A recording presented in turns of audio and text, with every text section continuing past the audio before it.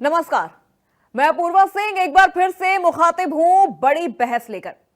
अब गाजियों के मंसूबे नहीं सुहेलदेव की तलवार बोलेगी। अब जिन्ना का गुणगान नहीं राष्ट्र का जयगान होगा। और अब वो राजनीति नहीं चलेगी जो भारत को बांटने के लिए धर्म और आक्रांताओं की ढाल लेती है। यह हुंकार है सूबे के मुखिया योगी आदित्यनाथ की। बहराइच में महाराजा सुहेलदेव के विजयोत्सव के मंच से सीएम योगी ने सपा और विपक्ष की जमकर क्लास लगाई। सीएम योगी ने साफ शब्दों में कहा, सपा राष्ट्र को तोड़ने वाली पार्टी है, ये महापुरुषों का अपमान करती है। सपा जिन्ना का गुणगान करती है और गाजी मियां का निकाह करवाना चाहती है। योगी बोल तो बहराइच में रहे थे, लेकिन उसकी हनक लखनऊ तक सुनाई दे रही थी। योगी के बुलंद राष्ट्रवाद की आवाज उन लोगों के लिए भी चेतावनी थी जो देश विरोधी ताकतों के साथ खड़े हैं। सीएम योगी ने बहराइच से ऐलान कर दिया है, अब सालार मसूद गाजी का मेला बंद कर दिया गया है। अब बहराइच में अगर मेला लगेगा तो सुहेलदेव का लगेगा, मां पाटेश्वरी का लगेगा। अब विदेशी लुटेरों के लिए कोई झांकी नहीं, अब भारत के वीरों के लिए जयकारा होगा। सीएम योगी आदित्यनाथ ने मंच से सिर्फ भाषण नहीं दिया, बल्कि 1243 करोड़ की 384 परियोजनाओं का लोकार्पण और शिलान्यास भी किया है। 5 बच्चों का अन्नप्राशन करवाकर उनके नाम महाराजा सुहेलदेव के नाम पर रखे हैं, ये बताने के लिए कि अब इतिहास का चक्र पलट रहा है। सीएम योगी ने बहराइच की धरती से देश को याद दिलाया कि सैयद सालार मसूद गाजी कोई सूफी नहीं था, कोई समाज सुधारक नहीं था, वो एक लुटेरा था जिसने भारत के मठ मंदिरों को लूटा, धर्मांतरण किया और हमारी संस्कृति को रौंदने की कोशिश की। और उसी धरती पर महाराजा सुहेलदेव ने जहन्नुम भेजा। बावजूद इसके विपक्ष गाजी का महिमा मंडन करता है। ऐसे में सवाल उठता है, सपा क्यों करती है महापुरुषों का अपमान? क्या राष्ट्र तोड़ने वालों के साथ खड़ी है सपा? आखिर सपा को जिन्ना क्यों पसंद है? विदेशी आक्रांताओं से सपा को इतना प्रेम क्यों है? सालार गाजी बहाना, वोट बैंक निशाना। आज की बड़ी बहस में इन्हीं सवालों पर हम चर्चा करेंगे, लेकिन उससे पहले सुनिए सीएम योगी ने इस विषय पर क्या कुछ कहा है। फिर मेहमानों का रुख करेंगे और चर्चा की शुरुआत करेंगे। पूछना चाहता हूं आज इसी अवसर पर कांग्रेस को, समाजवादी पार्टी को, अन्य दलों को पूछना चाहता हूं, क्या किया उन्होंने? क्या किया उन्होंने? महाराज सुहेलदेव को क्यों नहीं सम्मान मिल पाया? क्यों नहीं सम्मान मिल पाया? आखिर महाराज सुहेलदेव के नाम पर यह भव्य स्मारक पहले क्यों नहीं बन पाया? आजादी के बाद क्यों नहीं बन पाया? महाराज सुहेलदेव को यह सम्मान पहले बनाने का काम जो होना चाहिए था, उनके नाम पे मेडिकल कॉलेज क्यों नहीं बन पाए? उनके नाम पर विश्वविद्यालय पहले क्यों नहीं बन पाए? क्योंकि वोट बैंक की तो चिंता थी, लेकिन महापुरुषों का नाम अगर रख देंगे तो कहीं तुष्टीकरण की नीति फेल न हो जाए और मुस्लिम वोट बैंक के नाते वे लोग उन विदेशी आक्रांताओं के खिलाफ एक भी शब्द नहीं बोलते थे। और मैं यही बोलना चाहता हूं उन लोगों से जो लोग आज भी जिन्ना का महिमा मंडन करते हैं। मैं पूछना चाहता हूं, जब भारतीय जनता पार्टी राष्ट्र नायक, राष्ट्र शिल्पी लौह पुरुष सरदार वल्लभ भाई पटेल की जयंती के कार्यक्रम को यहां पर पूरे प्रदेश के अंदर और देश के अंदर मनाती है, प्रधानमंत्री जी ने स्टैच्यू ऑफ यूनिटी के नाम पर लौह पुरुष सरदार वल्लभ भाई पटेल की दुनिया की सबसे बड़ी प्रतिमा को स्थापना केवड़िया गुजरात में स्थापित कराया। तब समाजवादी पार्टी जिन्ना का गुणगान करती है, राष्ट्र तोड़क जिन्ना का गुणगान करती है। जब हम लोग महाराजा सुहेलदेव के विजयोत्सव को मनाने की बात करते थे, तब कांग्रेस और समाजवादी पार्टी में होड़ लगती थी कि नहीं, गाजी मियां का विवाह होना चाहिए। हमने कहा विदेशी आक्रांताओं का महिमा मंडन नहीं होना चाहिए। और मैं धन्यवाद दूंगा उन सभी लोगों को जिन्होंने इस बार से गाजी के नाम पर होने वाले आयोजनों को पूरी तरह से बंद करवा दिया है। तो सीएम योगी आदित्यनाथ बोल तो बहराइच में रहे थे, लेकिन निशाने पर थी समाजवादी पार्टी और इसकी गूंज सुनाई दी लखनऊ तक, जहां उन्होंने कहा कि क्या समाजवादी पार्टी को जिन्ना पसंद है। उन्होंने कहा कि महाराजा सुहेलदेव की प्रतिमा का अनावरण के मौके पर पहुंचे थे। उन्होंने कहा कि जो सम्मान महाराजा सुहेलदेव को मिलना चाहिए था वो नहीं मिला। उन्होंने कहा कि डबल इंजन के नेतृत्व वाली भाजपा सरकार ने संकल्प लिया है और मुझे प्रसन्नता है कि प्रधानमंत्री मोदी की विरासत और विकास की नीति को आगे बढ़ाते हुए मूर्ति का अनावरण हो रहा है। बहराइच के मेडिकल कॉलेज का नाम सुहेलदेव के नाम पर रखा गया है। इस दौरान सीएम योगी आदित्यनाथ ने कहा कि यह कार्यक्रम महापुरुषों के प्रति सम्मान में होना चाहिए, ये उनकी अभिव्यक्ति है, ना कि विदेशी आक्रांताओं के सम्मान में। उनका महिमा मंडन बंद होना चाहिए, राष्ट्र नायकों का सम्मान होना चाहिए। इस दौरान उन्होंने समाजवादी पार्टी पर भी जमकर निशाना साधा। तो चलिए चर्चा की शुरुआत करते हैं और हमारे आज के मेहमानों से आपका परिचय करवा देते हैं। हमारे साथ बीजेपी प्रवक्ता के तौर पर जुड़ चुके हैं मनोज पंडित जी। मनोज जी, बहुत स्वागत है आपका। यश भारती हमारे साथ जुड़ चुके हैं सपा प्रवक्ता के तौर पर। यश भारती जी, बहुत स्वागत है आपका। और वरिष्ठ पत्रकार के तौर पर हमारे साथ जुड़ चुके हैं नीरज महिरे जी। नीरज जी, आपका बहुत स्वागत है। और रवि भट्ट जो कि इतिहासकार है, वो भी इस चर्चा में हमारे साथ जुड़ चुके हैं। रवि भट्ट जी, आपका भी बहुत स्वागत है। रवि भट्ट जी, आपसे समझूंगी सर, बार बार इतिहास में महाराजा सुहेलदेव का भी जिक्र हो रहा है, जिन्ना का भी जिक्र हो रहा है। एक लेखक के विचार से, एक इतिहासकार के विचार से, क्या आपको लगता है कि राजनीति में इन चीजों की जरूरत है या इन पर इस तरह से बयान देना जरूरी हो जाता है? यहाँ पर मैं एक बात बहुत स्पष्ट रूप से आपको बोलना चाहूंगा जी, वो ये है कि समाज के अंदर चाहे किसी का वक्तव्य हो, चाहे कोई लेखन हो या समाज की कोई भी प्रक्रिया हो, उसकी एक कसौटी ये होती है कि क्या समाज के लिए वो उचित है या अनुचित है। जी, तो अगर उचित है कोई चीज समाज के लिए तो वो जरूर होनी चाहिए। अगर अनुचित है, समाज के फायदे लाभ के लिए नहीं, समाज के फायदे के लिए नहीं है, तो वो नहीं होनी चाहिए। ये तो आपकी बात का स्पेसिफिक जवाब हुआ। दूसरी बात ये हुई है, जब हम सुहेलदेव की बात करते हैं, राजा सुहेलदेव की बात करते हैं, उनके शौर्य की बात करते हैं या सारा मसूद गाजी की हम बात करते हैं, तो इन दोनों ही को हमें इस परिप्रेक्ष्य में देखना चाहिए कि ये अर्ध जो है पौराणिक जो है, ये पर्सनालिटीज़ हैं। इनके बारे में बहुत स्पष्ट रूप से साहित्य इतिहास के अंदर आपको बहुत स्पष्ट रूप से इनका इनको कहना चाहिए, इनके बारे में नहीं मिलता है जी। कुछ मिलता है, कुछ नहीं मिलता है।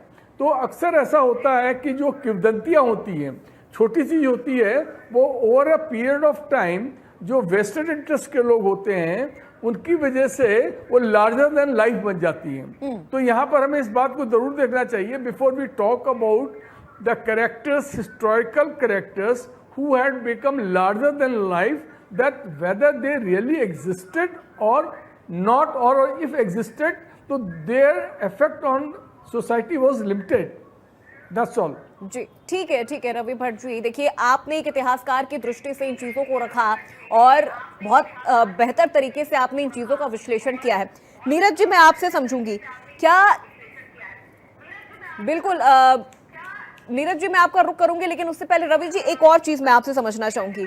थोड़ा राजनीतिक सवाल हो जाता है। आपने अनुभव के तौर पर आप ये बताइए कि जब इस तरह के बयान दिए जाते हैं, चाहे हम बात कांग्रेस की करें, चाहे हम बात समाजवादी पार्टी की करें, क्या ये कहना गलत नहीं है कि इन तमाम दलों ने इतिहास को अपने हिसाब से ही लिखा है, अपने हिसाब से पढ़ा है और अपने ही हिसाब से वो इन चीजों को आगे लेकर जाते हुए नजर आ रहे हैं? देखिए, यहाँ पर मैं एक इतिहासकार के दृष्टिकोण से मैं बताऊंगा कि ये मैं किसी भी पॉलिटिकल पार्टीज की क्या लाइन है, इससे मेरे को कोई मतलब नहीं है जी। लेकिन आप ये हिस्ट्री भी जो लिखी गई है, इंडिया के अंदर हिस्ट्री लिखने की परंपरा नहीं रही है। ये हिस्ट्री लिखने की परंपरा हिंदुस्तान के अंदर, भारत के अंदर बाहर से आई है। और यहाँ पर हिस्ट्री जो भी लिखी गई है वो ज़्यादातर कोर्टियस जो थे, जो कोर्ट में काम करने वाले कवि थे या और लेखक थे, उन्होंने लिखी है। और जैसा कि हम लोग को विदित है कि जो आदमी भी जब हिस्ट्री लिखेगा एज अ कोर्ट पोएट या एज अ कोर्ट हिस्टोरियन, तो ही विल इनवेरेबली ट्राई कि उसका जो मास्टर है उसको वो खुश करे। तो जो भी जिस कोर्ट के अंदर वो एम्प्लॉयड है, चाहे वो आईने अकबरी के लेखक जो हैं या अकबरनामा, जिसका आईने अकबरी पार्ट थी अकबरनामा का, वो अब्दुल फैजी हो अकबर के, या पृथ्वीराज रासो हों पृथ्वीराज चौहान के या कोई भी हो, तो इन्होंने इनकी हिस्ट्री हमेशा बायस्ड रही है जी। और ये हमेशा अपने मास्टर को लार्जर देन लाइफ पोर्ट्रेट करते हैं। तो यहाँ पर हमारे लिए ये आवश्यक हो जाता है कि जब भी हम किसी ऐतिहासिक कैरेक्टर्स के बारे में, पर्सनालिटीज के बारे में पढ़ें, तो उस केवल हम एक ही सोर्स को ना पढ़ें, हम 2-3 सोर्स को पढ़ें। और यही बात जो ब्रिटिश हिस्टोरियन है उनके ऊपर भी लागू होती है। उन्होंने भी भारत की हिस्ट्री को बहुत ही अपने आप को बायस ढंग से लिखा है, उन्होंने अपने हित में तोड़ा मरोड़ा है, बहुत ज़्यादा तोड़ा मरोड़ा है। तो हिस्ट्री के अगर आप वाकई अध्येता हैं, हिस्ट्री के अंदर आप वाकई जानना चाहते हैं, तो कम से कम 3 सोर्सेस को आप अवश्य पढ़ें। मैं कभी भी लिखता हूं तो हमेशा एक बात को 3 सोर्सेस को कोट करता हूं, डिफरेंट सोर्सेस को, जिससे कि आपको एक एवरेज जो कैरेक्टर वो कैसे थे उसके बारे में आपको ज्ञान होता है। बिल्कुल। लेकिन रवि भट्ट जी, क्या आप ये चीज मानते हैं कि जब इतिहास लिखा जाता है या पढ़ा जाता है तो लंबे समय तक एक खास मानसिकता, एक खास मेंटालिटी उस पर हावी रहती है? हाँ, ये तो देखिए, ये बिल्कुल आपने बात जो कही है, आपने इतनी सही बात इस समय कही है कि आप जो इतिहासकार होते हैं वो भी मनुष्य होते हैं। और जैसा कि एक बहुत फेमस हिस्टोरियन हुए हैं, उनका नाम है हेनरिक विलियम वालून, उनकी एक बहुत ही मशहूर किताब है, उस किताब का नाम है द स्टोरी ऑफ मैनकाइंड। और उसके अंत में भी उन्होंने लिखा है कि in no matter how hard a student tries to be unbiased, पर कहीं ना कहीं वो बायस्ड होता है, उसकी जो अपनी अपब्रिंगिंग होती है, तो उसको एक सेट ऑफ वैल्यूज होती है, तो हर आदमी की एक सेट ऑफ वैल्यूज होती है। तो वो ना चाहते हुए भी उस दृष्टि से ऐतिहासिक घटनाओं को देखना आरंभ कर देता है, उसी ढंग से वो लिखने लगता है। केवल फर्क ये है कि कुछ इतिहासकार जो कोर्ट से कनेक्टेड होते हैं, वो जानबूझ के सब कुछ जानते हुए भी, कहना चाहिए, अपने मास्टर्स की जो होती है उसकी कमियों को छिपा के उसकी जो छिपाते हैं और उसके छोटे से गुण को भी बहुत ही महिमामंडित कर देते हैं। लेकिन जो आज के हिस्टोरियंस हैं उनके अंदर भी ये प्रॉब्लम रहती है कि वो अपने खुद के जो सेट ऑफ वैल्यूज है आज की, उनसे उन घटनाओं को देखने का प्रयास करते हैं जो कि बहुत पुरानी घटनाएं हैं। तो यहाँ पर हमें थोड़ा सा इस बात को मार्जिन देना चाहिए कि इतिहासकार भी कभी कभी काफ़ी हद तक हो सकता है चीज़ों को जान के या अनजाने में गलत लिख देते हैं। तो ये हमारा काम है कि हम जब इतिहास को पढ़ें तो इस बात का मार्जिन देते हुए लिखें कि किस हिस्टोरियन ने लिखा, क्या लिखा है। अगर कहिए तो मैं आपके इसके बहुत सारे एग्जाम्पल दे सकता हूँ आपको। जी बिल्कुल रवि जी, क्योंकि देखिए आपने इतिहासकार के दृष्टिकोण से इन चीज़ों को रखा है और इन तमाम जो विषय है उस पर आपने प्रकाश डाला है, इन तमाम विषयों को आपने छुआ है। मैं लौटूंगी आपके पास। नीरज महरे, जो एक सवाल आपसे, उसके बाद में सीधे प्रवक्ताओं का रुख करूंगी। वही सवाल आपसे भी है कि जब इतिहास लिखा जाता है, अभी वही चीज मैं रवि भट्ट जी से भी समझ रही थी कि जब इतिहास लिखा जाता है तो लंबे वक्त तक एक अलग मेंटालिटी, एक अलग मानसिकता इन चीजों पर हावी रहती है और फिर गाहे बगाहे वो चीजें हमें मंचों से भी देखने को मिल जाती है। आखिर अगर आज सीएम योगी आदित्यनाथ ने फिर से इन चीजों का जिक्र किया है, उन्होंने गाजी मियां का जिक्र किया, उन्होंने महाराजा सुहेलदेव का जिक्र किया, उन्होंने जिन्ना का जिक्र किया, तो क्या कहीं ना कहीं उनको विपक्षी पार्टियां ये बोलने का मौका दे रही हैं? देखिए, मुझे लगता है कि इतिहास के बारे में या इतिहासकारों के बारे में बहुत अच्छी बात और बहुत अच्छे और सरल तरीके से आदरणीय भट्ट जी ने बताई जी। बड़ा अच्छा लगा। और उन्होंने जिस तरीके से बताया वो ऐसी चीज बताई जो आम आदमी के दिल और दिमाग में आसानी से छा सकती हो और वो समझ सकता हो। दूसरी बड़ी बात, क्योंकि राजनेता हैं, चाहे वो मुख्यमंत्री जी हों या विपक्षी दल के लोग हों, इनका काम राजनीति करना है। मुझे लगता है कि हम विकसित राष्ट्र बनने की सोच रखते हैं और $5 ट्रिलियन इकोनॉमी की बात कर रहे हैं और दुनिया की तीसरी अर्थव्यवस्था के लिए सोच रहे हैं, और हम जा कहाँ रहे हैं? सरार मसूद, औरंगजेब, राणा सांगा। हमें लगता है कि जो पूर्व में हमारे आदर्श रहे हों, चाहे वो महाराजा सोहेलदेव रहे हों, महाराणा प्रताप रहे हों, कोई भी रहा हो, उनका सम्मान होना चाहिए, मूर्तियां भी लगनी चाहिए, पूजा प्रार्थना भी होनी चाहिए। लेकिन बहुत सारी चीजों को सरकार को देखना भी चाहिए कि महंगाई, बेरोजगारी, सड़क, बिजली, पानी, स्वास्थ्य, पेपर लीक, ये ज्वलंत मुद्दे हैं, ज्वलंत समस्याएं हैं, इनकी ओर भी तो देखना पड़ेगा। क्योंकि जनता के राजशाही का योग नहीं है, राजशाही तंत्र नहीं है, इस समय लोकतांत्रिक व्यवस्थाएं हैं हमारी, और लोकतंत्र में जनता जनार्दन है। क्या हमें और आपको या आदरणीय भट्ट जी बैठे, उनको लगता है कि इन सब पे चर्चा करके इनके नाम पे पार्क बनाइए, खूब बनाइए, बड़े अच्छे बनाइए, ऐसे बनाइए तो 2000 साल तक लोग देखें लेकिन देश की जनता जिसने आपको चुना है, प्रदेश की जनता जिसने चुना है, उसकी समस्याओं पे भी देखिए आप, उसकी समस्याओं की भी बात करिए। मुझे लगता है कि देश का बड़ा दुर्भाग्यपूर्ण ये समय है कि उस समय भी के जो राजनीतिक दल रहे, जो राजनेता रहे, उन्होंने हमारे महापुरुषों को भी बंटवारा अपने अपने फायदे के लिए अपने अपने तरीके से कर लिया। कितना गलत और दुर्भाग्यपूर्ण ये बात है। मुझे लगता है कि देश का इससे भला नहीं होने वाला। देश का भला केवल देश के विकास से होगा, प्रदेश के विकास से होगा। और हम बहुत सारी चीजें हैं सरकार कर रही है, ऐसा नहीं है कि नहीं कर रही, लेकिन सरकार ने जिस तरह सड़कों का जाल बिछाया, तमाम एयरपोर्ट बनवाए, स्वास्थ्य व्यवस्थाएं भी देखे, किसान, नौजवान, बेरोजगारी दर क्या है, बेरोजगारों की संख्या बढ़ती जा रही है, नौकरी नहीं मिल रही, क्राइम की स्थिति देखिए। बीच में उत्तर प्रदेश में क्राइम की बहुत अच्छी व्यवस्था हुई, कोई दो राय नहीं, बुलडोजर चला और तमाम चीजें आपको देखने को मिली। लेकिन अब आप हालात देखिए, उत्तर प्रदेश की महामहिम राज्यपाल ने हाल में ही कुछ दिन पूर्व ही स्पष्ट रूप से कहा कि उत्तर प्रदेश की कानून व्यवस्था में सुधार की आवश्यकता है और सुधार की आवश्यकता है। उसके चंद महीने बाद देखिए एक दिन में 14 लोगों की हत्या हो जाती है। तो बहुत सारी चीजें हैं, इन पे भी सरकार को ध्यान देना चाहिए। विपक्ष अलग मुद्दा है, लेकिन जनता ने आपको चुना है और मुझे लगता है लगातार दूसरी बार आप उत्तर प्रदेश के यशस्वी मुख्यमंत्री के पद पर बैठे हैं, उसको भी ध्यान में देखना चाहिए। जी ठीक है, बिल्कुल। नीरज जी, मैं लौटूंगी आपके पास। सवाल अब मेरा यश भारती जी से है। यश भारती जी, क्या वाकई विपक्ष वो मौका दे रही है पक्ष को, बीजेपी को, कि वो फिर इन तमाम मुद्दों को उठाए, चाहे गाजी मियां का मुद्दा हो या महाराजा सुहेल देव का मुद्दा हो या जिन्ना का मुद्दा हो? मेरी आवाज सुन पा रहे हैं? जी जी, बिल्कुल आ रही है सर। देखिए, जो बातें योगी जी कर रहे हैं, वो बातें वो कर रहे हैं महापुरुषों के सम्मान की। और जिन्ना की बात करें, जिन्ना का जिन्न तो भारतीय जनता पार्टी के पूर्व राष्ट्रीय अध्यक्ष लाल कृष्ण आडवाणी जी ने पाकिस्तान में फूल चढ़ा करके बताया था। और किस तरीके से उन्हीं के दल में उनकी आलोचना हुई थी, ये मुझे बताने की जरूरत नहीं है। खैर, महापुरुष महापुरुष होते हैं, किसी भी समाज के हों, किसी भी वर्ग के हों। और समाजवादी पार्टी ने हमेशा हर वर्ग के, हर महापुरुष का सम्मान दिया है। इस बात का बड़ा उदाहरण है कि भगवान परशुराम की जयंती मनाने के लिए सभी वर्ग के लोगों के लिए छुट्टी घोषित की गई थी, शासकीय छुट्टी थी।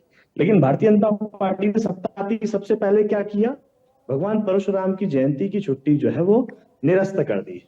और आज 8 साल सत्ता में होने के बाद भी उन्हें इस बात का कोई दिक्कत नहीं है कि अगर छुट्टी नहीं है, लोग जयंती मना पाए नहीं मना पाए, उनकी कोई आपत्ति नहीं। माननीय अखिलेश यादव जी ने बड़ा स्पष्ट कह दिया, जब भी सत्ता में आएंगे हम उसकी छुट्टी निरंतर रखेंगे।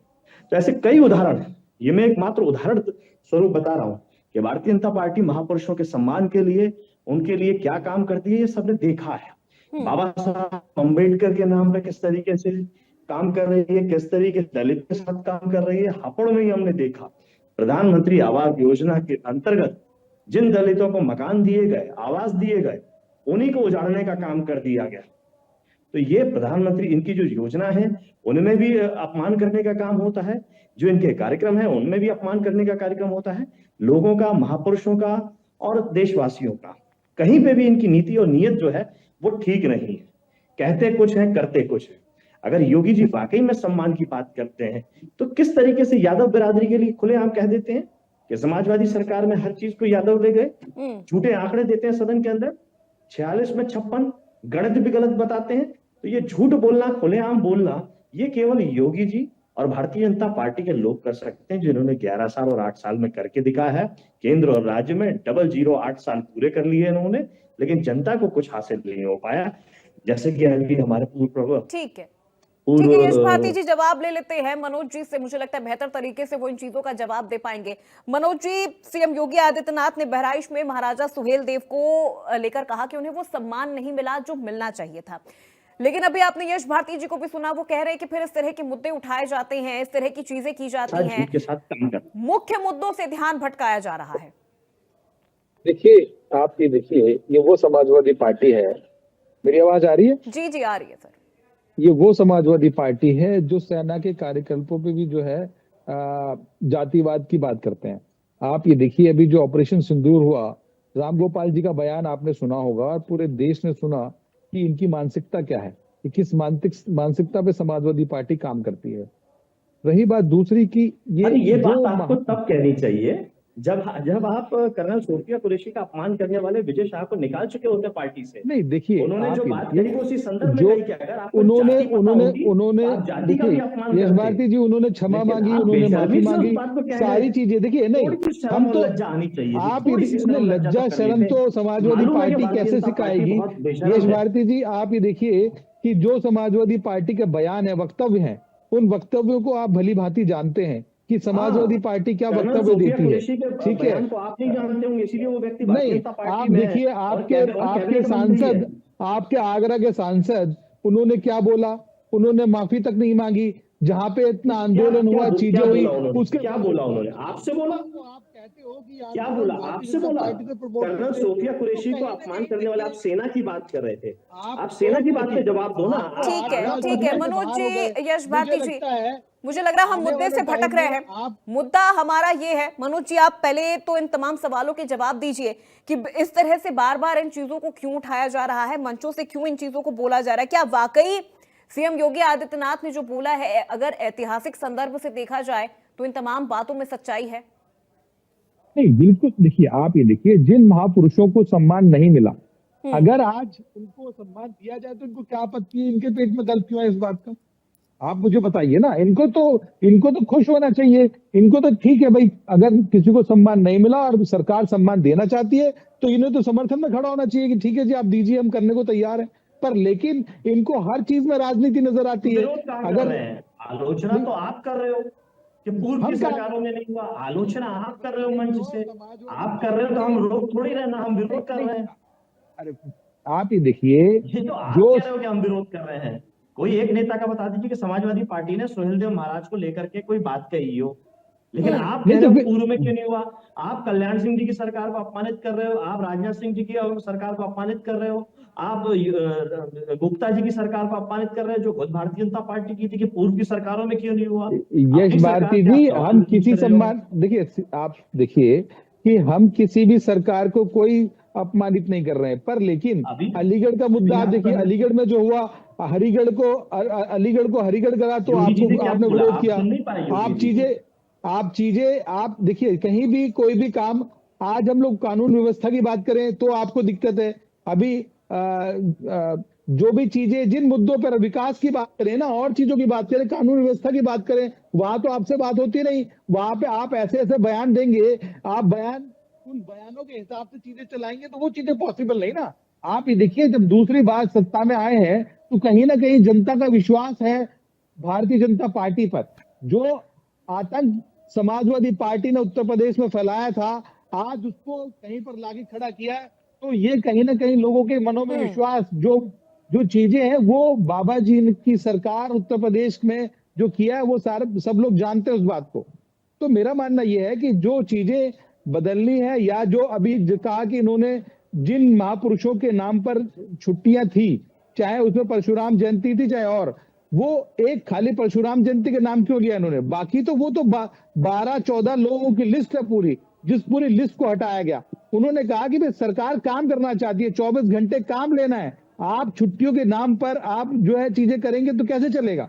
तो कहीं ना कहीं जो है मुद्दों पर बात करें तो ज्यादा अच्छा रहता है। चलिए, ठीक फालतू है। इधर उधर घूमने से काम नहीं चलता। ठीक है मनोज जी, लौटूंगी आपके पास। रवि भट्ट जी, सर मैं आपसे समझूंगी कि क्या ये सच्चाई नहीं है कि पिछले दशकों में जिस तरह से भारत के इतिहास को लिखा गया है, वहां पर मुगलों को एक शासक के तौर पर दिखाया गया है, और जैसा कि हम मानसिकता की अगर बात करें तो वही मानसिकता हमें नजर आती है कि किस तरह से मुगलों को एक शासक के तौर पर आक्रांताओं को और विदेशी शासक को महान बनाकर उन्हें उभारा गया है। अपूर्वा जी, ये जो आपने प्रश्न किया है, ये बहुत कॉमन प्रश्न है ये, और अक्सर ये पूछा जाता रहता है जी। इसके अंदर इसका आंसर दो हैं। ये पहला आंसर तो इसका ये है कि आपका खुद का दृष्टिकोण देखने का क्या है। आपका देखने का दृष्टिकोण क्या है? क्या आप सारे मुगलों को आप विदेशी मानते हैं, या कि खाली बाबर को विदेशी मानते थे? पहली चीज। आप दूसरी बात क्या है, मैं जो कह रहा हूँ, जो लिखा गया है, तो लिखने के अंदर आप चाहे इंडिया ही नहीं, आप ईरान के अंदर भी, जो ईरानियन जो हिस्टोरियंस हुए, फरिश्ता वगैरह हुए हैं, तो उन्होंने भी अपना दृष्टिकोण उसके अंदर उनका जरूर आया है। और जहाँ तक कि जो भी शासक वर्ग होता है, उसकी अपनी जो एक सोच होती है, अगर राजा महाराजाओं के कोर्ट के इतिहासकार नहीं भी हुए तो उसके बाद भी जो भी शासक होते हैं उनकी जो सोच होती है वह है, उस समय के जो भी लेखक होते हैं वो भी उनके अंदर ये प्रवृत्ति पाई गई है कि वो शासक को किसी ना किसी ढंग से खुश करने का अपनी लेखनी के द्वारा प्रयास करते हैं। इस संभावना को पूर्णतः नकारा नहीं जा सकता है।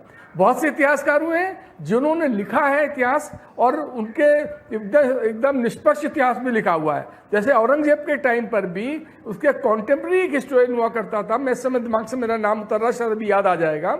उसने जो लिखा है उसने काशी के बारे के में बिल्कुल वो लिखा है कि कैसे औरंगजेब के आदेश के ऊपर उसको तोड़ा गया था और वो कॉन्टेम्प्रेरी था and he was a Muslim, by the way he was a Muslim author also. तो अच्छे इतिहासकार हर युग में हुए हैं, पर अधिकतर इतिहासकारों के अंदर भी वही मानवीय दुर्बलता पाई जाती है जो कि अन्य वर्गों में पाई जाती है कि वो शासक को प्रसन्न करने के लिए का भी उनका अप्रत्यक्ष रूप से प्रयास रहता है। तो इतिहास कहीं ना कभी बैस्ड हो गया है जी। और इस बात की आवश्यकता है कि we must revisit the history for creating the right picture। सही इतिहास क्या है उसको जानने के लिए इतिहास के पुनर्लेखन का अगर प्रयास किया जा रहा है किसी भी सरकार द्वारा, तो उसको उसमें किसी को भी किसी रंग का कष्ट नहीं होना चाहिए। अगर कोई नया सच है तो उसके परिप्रेक्ष्य में हम देख लेंगे, नहीं है जो पुराना सत्य है वही स्टैब्लिश है तो हम उसको देख लेंगे और एक बार और वो पुख्ता हो जाएगा भाई जो इतिहास लिखा गया है, जो आम अवधारणा है वही इतिहास है। तो पर इतिहास के अंदर चांसेस हमेशा इस बात के रहते हैं कि फैक्ट्स को किस दृष्टिकोण से देखा जा रहा है। आप इसका अगर कहिए तो बहुत ही मामूली सा एग्जाम्पल है, घर के अंदर जैसे सास बहू होती है, हिस्ट्री के अंदर भी वही होता है। अगर आप सास से पूछेगा कि घर के अंदर जो झगड़ा हुआ है वो डेट टाइम ठीक बताएगी और वही करें बहू बताएगी, पर दोनों के बताने की अप्रोच में फर्क होगा। ये बहुत लेमन लैंग्वेज में मैं हिस्ट्री की अप्रोच बता रहा हूँ, इसी रंग के इतिहास के अंदर भी है। ठीक है, बिल्कुल रवि भट्ट जी। नीरज जी, देखिए आज जिस तरह से सीएम योगी ने विपक्षी दलों पर निशाना साधा है, उन्होंने एक लाइन कही थी कि विपक्षी दलों को वोट बैंक की चिंता थी, अगर वो महापुरुषों का नाम रख देते तो फिर उनकी तुष्टीकरण की नीति फेल हो जाती।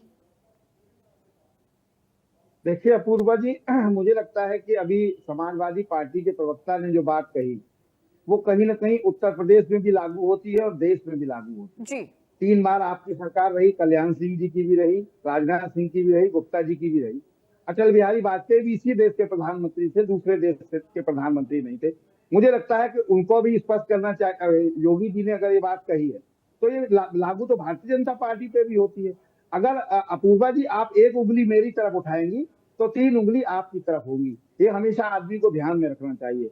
उत्तर प्रदेश के मुख्यमंत्री हैं आदरणीय योगी आदित्यनाथ जी, उन्होंने मैंने जो पहले कहा, राजनेताओं का काम राजनीति करना है, कुछ न कुछ ऐसी बात कहनी होती है कि विपक्ष कुछ बोले, जनता के मुद्दों पे न जाना पड़े। चुनाव का दौर चल रहा है और मुझे लगता है 2027 में उत्तर प्रदेश की विधानसभा का चुनाव है, तमाम ऐसी चीजें अब राजनीति में आएंगी।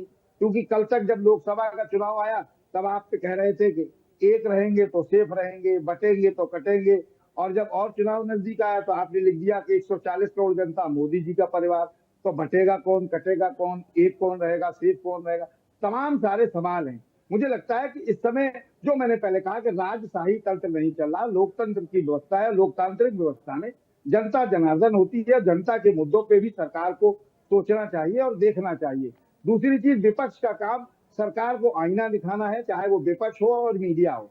तो वो तो अपनी बात कहेंगे ही, निश्चित रूप से सरकार में कमियां बताएंगे, उन्हें अपनी नजर से देखना होगा। मुझे लगता है कि हिंदुस्तान में नहीं पूरी दुनिया में इतना बड़ा आयोजन कोई सरकार नहीं कर पाई, भारत सरकार नहीं कर पाई जितना अच्छा आयोजन योगी आदित्यनाथ जी के नेतृत्व में महाकुंभ में हो गया। 70 करोड़ लोग 70 करोड़ लोग वहां आए और स्नान करके चले गए। कोई श्रद्धालु के साथ लूट नहीं हुई, किसी की हत्या नहीं की गई, मारपीट नहीं हुई। तमाम समस्याएं आई, ऐसी बात नहीं है कि नहीं आती हैं, आई, लेकिन उसको तरीके से निस्तारित कर लिया गया। मुझे लगता है उन सब चीजों की भी चर्चा होनी चाहिए। उस पर भी विपक्ष ने तमाम टीका टिप्पणी की और उसके बाद भी वो खुद वहां डुबकी लगाने चले गए। विपक्ष के नेता रहे अखिलेश यादव जी, वहां गए और उन्होंने तमाम टिप्पणी की। और राजनीति एक अलग विषय है लेकिन मुझे लगता है कि जनता के मूलभूत किसान नौजवान की बात करिए ना, बिल्कुल सरकार नीरज जी, की क्योंकि मुझे लगता है ये कुछ बात खत्म करूंगा, ये कुछ पूर्वा जी, ऐसी एक चीजें सेकंड से हैं खत्म जो करूंगा। बीजेपी की जमीन को और बहुत ज्यादा मजबूत कर रही है उत्तर प्रदेश में। मनोज पंडित जी, गाजी मियां के नाम पर जो मेला लगना था वो नहीं लगने दिया गया, और इसको लेकर आज सीएम योगी आदित्यनाथ ने उन लोगों को धन्यवाद भी किया है। धन्यवाद देते हुए उन्होंने कहा है कि मैं उन लोगों को धन्यवाद देता हूं जिन्होंने गाजी के नाम पर यहां मेला नहीं लगने दिया। किसी भी विदेशी आक्रांता के नाम पर कोई मेला नहीं लगने दिया जाएगा। क्या ये सिर्फ अब आगे भविष्य के लिए भी हम इन चीजों को देख पाएंगे कि आगे भी भविष्य में विदेशी आक्रांता के नाम पर कोई मेला नहीं लगेगा उत्तर प्रदेश में? क्यों लगेगा, आप मुझे बताइए क्यों? आप रीजन तो बताइए क्यों लगना चाहिए। क्या हमारे देश में महापुरुषों की कमी है? क्या हमारे देश में ऐसे लोग नहीं हुए जिनके नाम पे हम लोग अच्छा काम कर सकें? हैं? आप ये बताइए कि क्यों ऐसे नाम या ऐसी चीजें क्यों लेके आए? हम अपने आने वाली पीढ़ी को क्या बताएंगे? मेले में तो बच्चे बड़े बूढ़े सभी लोग जाते हैं, तो जो हमारी आने वाली पीढ़ी है, जो बच्चे वहां जाते हैं, तो वो क्या मैसेज जाएगा उनको? तो मेरा मानना यह है कि बिल्कुल जिन्होंने नहीं लगने दिया बहुत अच्छा काम किया कि नहीं लगने दिया। अगर आगे लगेगा तो कोई ऐसा नाम या ऐसी चीजें ढूंढ के लाए जिससे सबका सीना चौड़ा हो कि भाई ठीक है, अच्छा काम कर रहे हैं। तो मेरा मानना यह है कि अगर अच्छे काम के लिए, अब नीरज जी ने कहा कि इतना बड़ा महाकुंभ कराया, ऐतिहासिक Guinness book of world record में नाम है जिसका, तो उसकी भी तारीफ होनी चाहिए। अब विपक्ष का काम ये नहीं है कि खाली हर चीज में आप सही या गलत, आपने सिर्फ एक ही मंत्र को पढ़ना है, दूसरा मंत्र को पढ़ना नहीं है।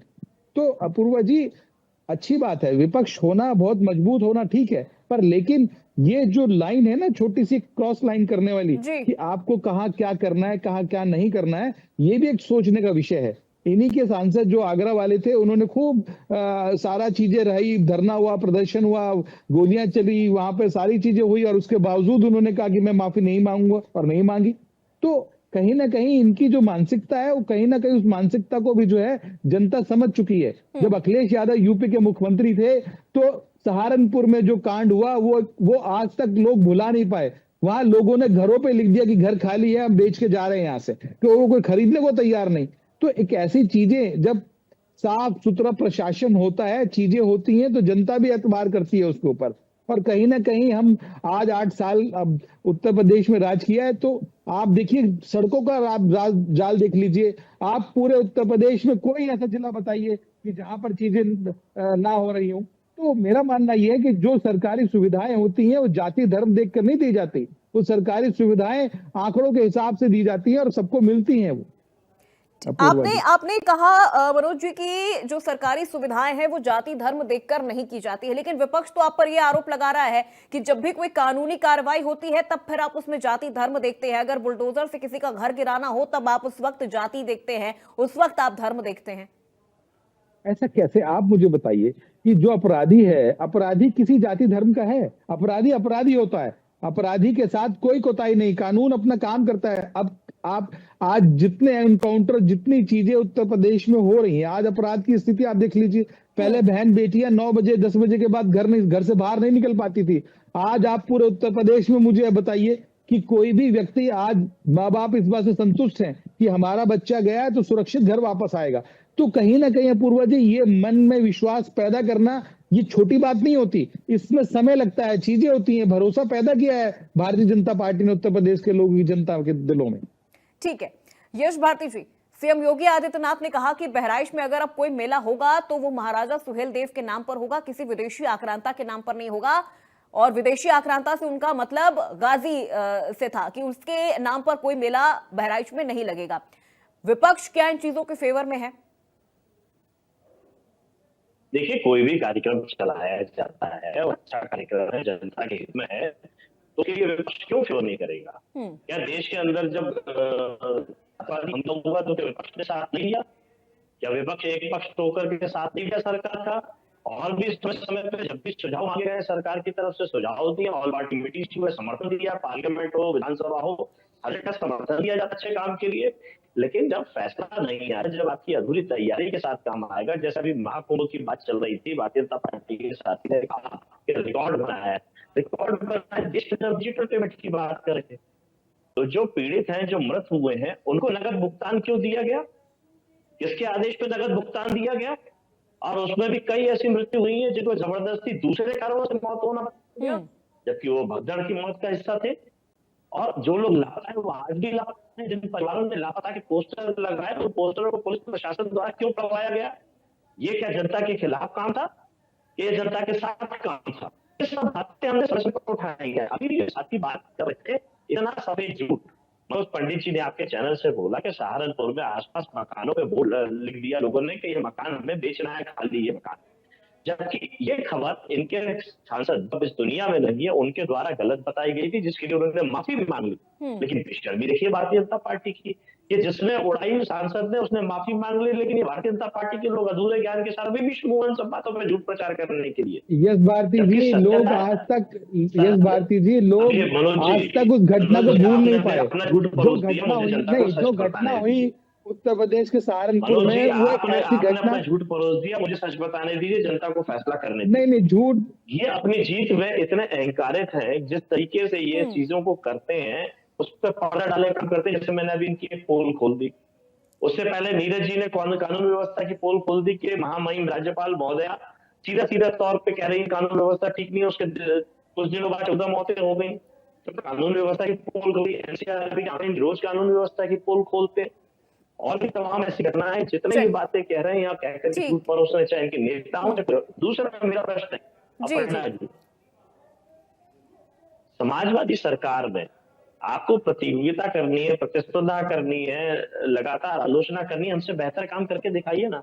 रिकॉर्ड समय में मेट्रो चालू करके दिखाइए, 5 करोड़ पौधे लगाए पर्यावरण के लिए, उससे तुलना करके लगाइए। 18 लाख लैपटॉप दिए बच्चों को, उससे तुलना करके गोमती रिवर व्यू जैसा बेहतरीन रिवर व्यू बनाया, उसको करके दिखाइए। आगरा लखनऊ एक्सप्रेस वे जो बनाया उससे शानदार एक्सप्रेस वे बना के दिखाइए। चलिए ठीक है यश भारती जी, लौटूंगी मैं आपके पास। रवि भट्ट जी कुछ कहना चाह रहे हैं और एक सवाल भी मेरा उनसे है। रवि जी ठीक है यश भारती जी, लौटूंगी मैं आपके पास। रवि भट्ट जी, क्या वाकई आपको लगता है कि ऐतिहासिक तथ्यों के आधार पर अगर देखा जाए तो महाराजा सुहेलदेव की वीरता, उनका जो योगदान रहा है, क्या उन चीजों को वाकई नजरअंदाज किया गया है? और अब अगर खुले मंच से सीएम योगी आदित्यनाथ इन चीजों का जिक्र कर रहे हैं तो क्या वो सत्य को सामने लाने की कोशिश कर रहे हैं? देखिए, यहाँ पर आपने जो अपूर्वा जी मेरे से बात पूछी है, तो इसमें मैं 2 बातें कहना चाहूँगा जी। एक तो ये बात कहना चाहूँगा कि गाजी सालार मसूद जो हैं, उनकी याद के अंदर आपको मालूम है, उनकी याद के अंदर वहाँ पर बहराइच में मेला लगता था हमेशा, वहाँ पर लगा है। और वो जो मेला वहाँ पर लगना शुरू हुआ था, उसको आपको अच्छी तरीके से मालूम है कि उस मेले की इंपॉर्टेंस ये हुआ करती थी कि वहाँ पर जो सुल्तान नसरुद्दीन था, सबसे पहले वहाँ पर उसने कंस्ट्रक्शन कराया था 1034 के अंदर, उनकी डेथ के बाद में जो सल्तनत पीरियड था, उसके बाद में वहीं पर ही वो आपको मोहम्मद बिन तुगलक, वो भी जियारत करने के लिए, तीर्थ यात्रा के लिए वहाँ पर गए थे।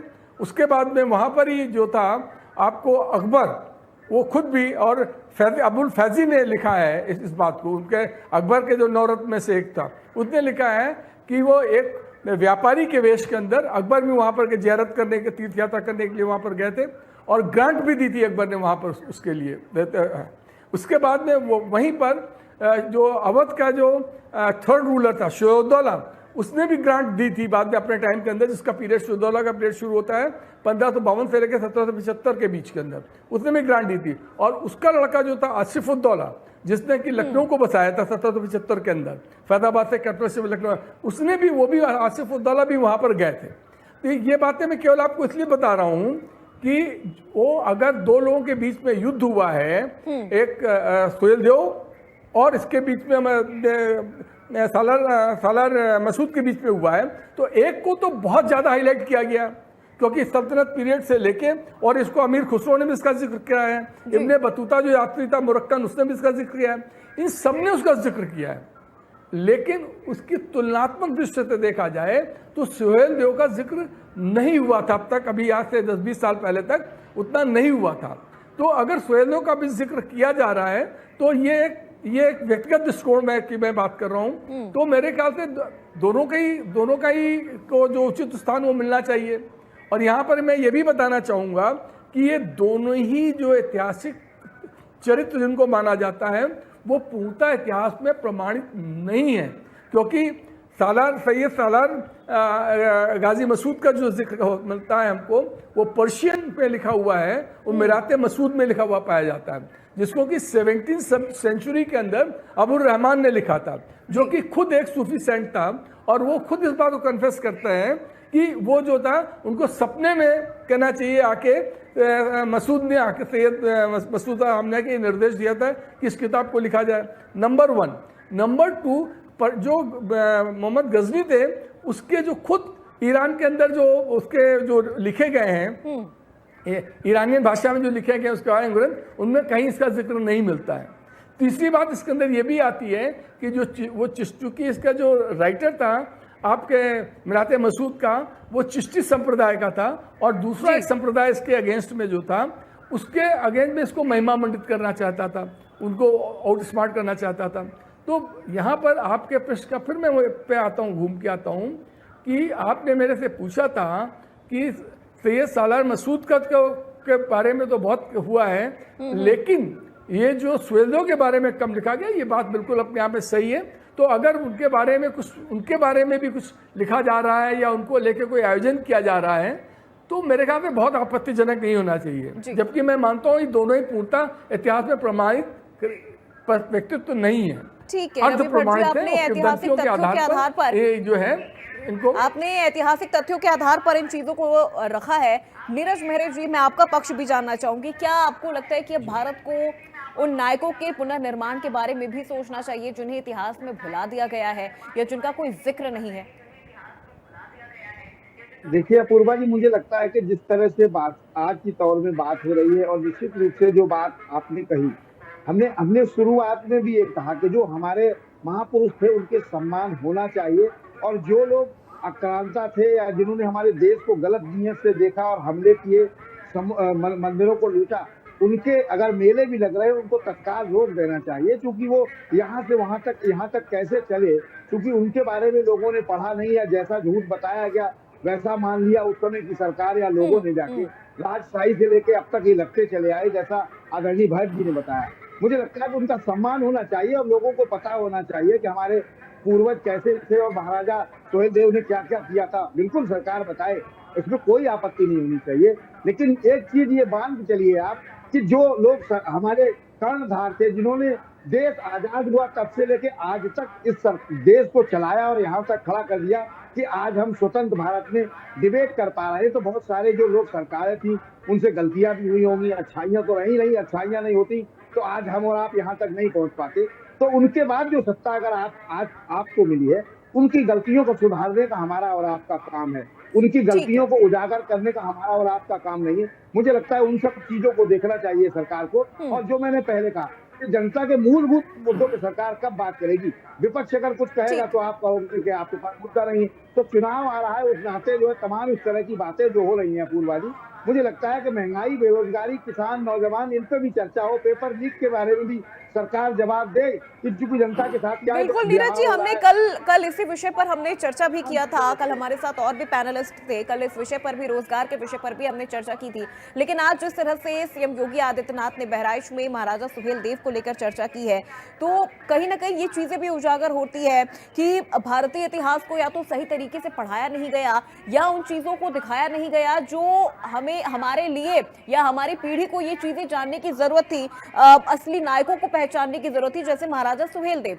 मनोज पंडित जी, मैं आपसे समझना चाहूंगी, क्या वाकई ये चीजें हैं कि अब इतिहास में हम उन नायकों के पुनर्निर्माण के बारे में भी हमें सोचना चाहिए, या उन इतिहास को लेकर भी हमें चिंतन मंथन करना चाहिए जो हमें अब तक पढ़ाया गया, जिनमें अकबर और बाबर जैसे शासकों को महान बताया गया? देखिए, सोचना नहीं है, ये सरकार की प्राथमिकता है, सरकार कर रही है।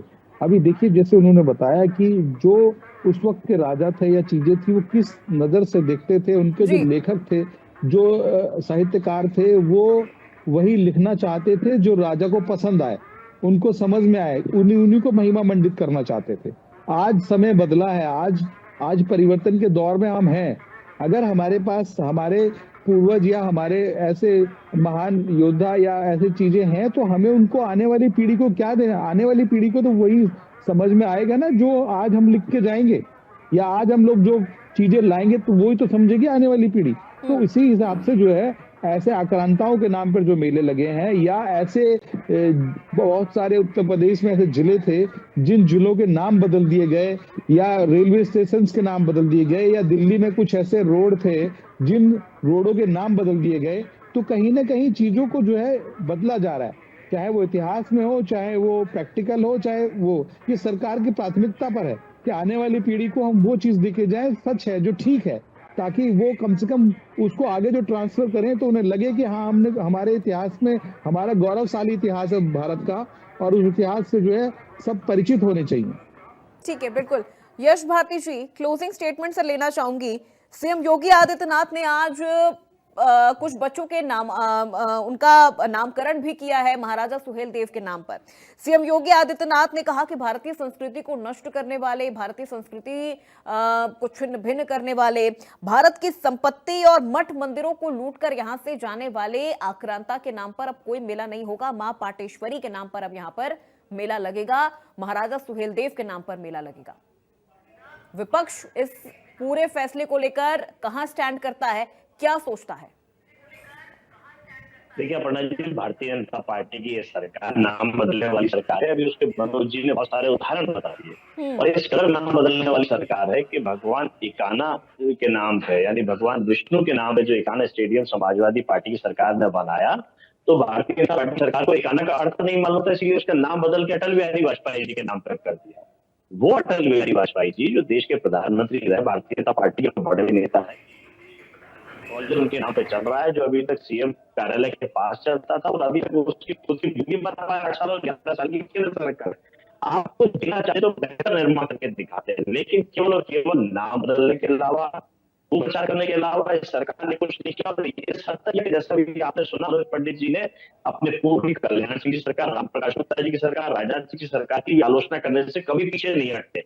समय समय पे अपने पीछे की पूर्ववर्ती सरकारों को कोसते रहते हैं, जिन्होंने बेहतरीन काम किया है। जैसे समाजवादी सरकार ने मेट्रो, एक्सप्रेसवे, 5 करोड़ पौधे, 18 lakh laptop, Gomti river view और जिले को मुख्यालय से जोड़ने के अलावा तमाम ऐसे काम किए हैं जो बिजली उत्पादन के क्षेत्र में 8 साल पहले जब समाजवादी पार्टी की सरकार में माननीय अखिलेश यादव जी छोड़ा था, आज भी हम वहीं खड़े हैं। उत्तर प्रदेश में नया बिजली उत्पादन के लिए भारतीय जनता पार्टी की सरकार ने कोई नया संयंत्र लगाने का काम नहीं किया।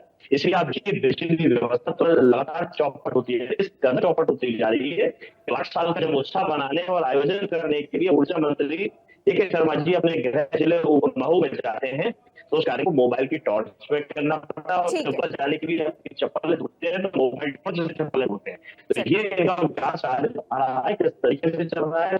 लखनऊ के विकास वही घटा हो जाता है।